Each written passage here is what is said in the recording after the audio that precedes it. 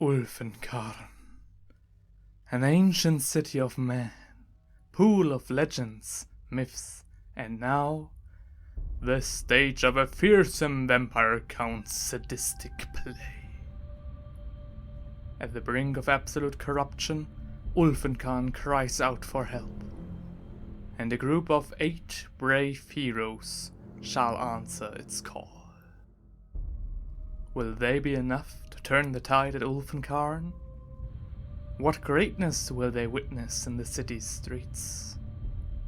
What horrors? Greetings, ladies and laddies watching. My name is Jan, and welcome to the realms of a cursed city.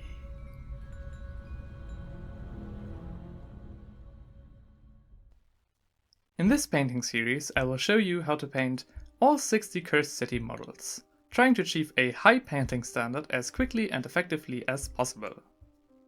In this first video, I will do a quick unboxing, build the models while addressing the most important things to know for that, and get all models primed accordingly to their later paint job. As if the finely casted details on each and every mini wouldn't be already intimidating enough, you might have already heard the news that Games Workshop is not planning on restocking the online already sold out game. Now, I guess that having these incredibly rare models might prevent many of you from painting them, in fear of maybe getting them ruined. So, this series shall be your guide and motivation to get your paints and brushes to work, as I either achieve to show you how to get these minis painted up great, even for beginners, or at least serve as the best example to make you go, it can't get much worse than that. Either way, I hope you're having a great time following me along on this huge project, and maybe pick up some tips and tricks for your other Age of Sigmar models. So, without further ado, let's open the box. Apart from the miniatures, the box comes with a 40-page rulebook explaining the game's mechanics, a 56-page questbook containing the lore of the city and missions for the players, and a booklet with the datasheets of the minis. The game itself consists of 138 gaming cards, 28 die and 1 envelope that shall not be opened until the mission The Last Attack has been played. The city consists out of 28 high-quality printed cardboard cutouts, mounted on a bunch of cardboard frames, together with the other 180 markers of the game. To top it all off, GW also included some nice storage bags to keep your cards and other pieces safe after you release them from their frames and bags. How considerate! I also got the key to Ulfenkarn with my order. Heads up, this is no toy. So, it's the real key, I imagine. Where's Ulfenkarn? It looks really cool and I'm an absolute sucker for such kind of things, but apart from being a really nice gimmick, it serves no purpose for the game. Let's head back to something that does.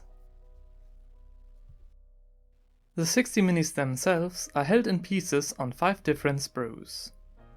The assembly is very beginner friendly. Every piece has its own distinctive number, so do not cut out all of the different pieces and then start assembling.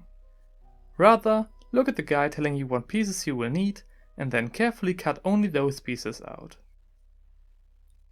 For getting rid of the mold lines and the leftovers of the connection bars, use the dull back of your hobby knife and lightly scrape the surface of the model.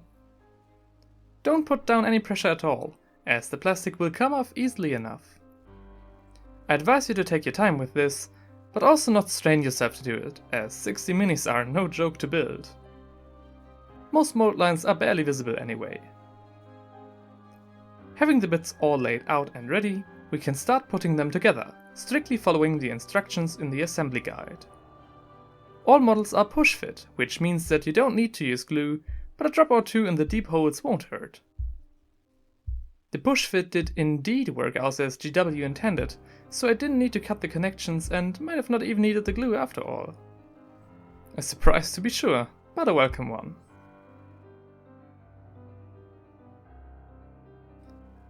One model done, 59 more to go. I won't go over the assembly of every single model, as the instructions in the guide do the same very good already. Just follow the book, being careful and focused, as many pieces are extremely delicate and easy to snap. It even tells you exactly what base to use, so don't worry, you got this. As I went on with the assembling, I ditched the glue altogether, and only used it to mount the minis on their bases. Just a few remarks. Sometimes the models will have gaps between their parts, no matter how tightly you fit them together, most noticeable on the hero Octin Glimscry. To effectively cover them up, just take the back of your hobby knife again and lightly scrape it along these gaps. Quickly, the developing debris will fill them up, making them unnoticeable once the model is primed. I leave the down-hanging scrolls on Salona's back detachable, so I can easily remove them when it's time to paint her. Same goes for the rat swarms. The quality and love to detail the artists at GW put into their new models is just absolutely remarkable. Like, forget about the person who paints parts that are not visible and start talking about the person who models the parts that are not visible. Fully modeled spine and hip, nothing visible in the end.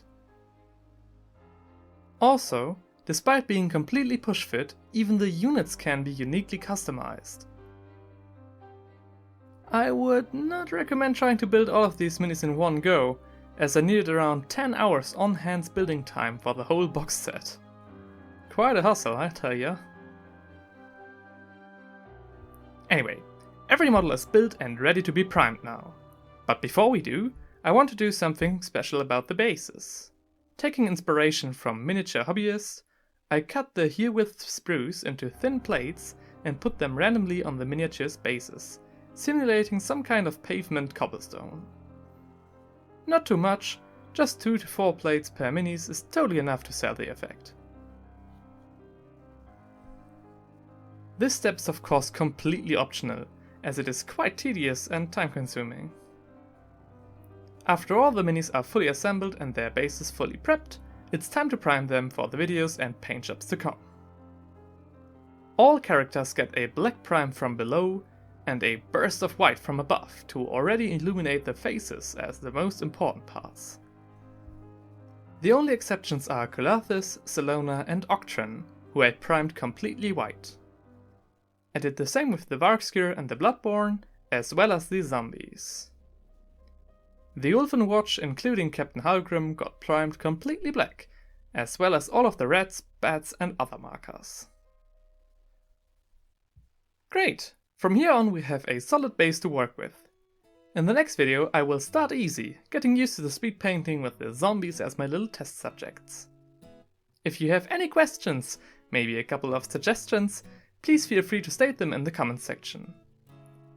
I'm really curious where this will lead to in the end, and hope very much to see you again in my next video. Until then, take care.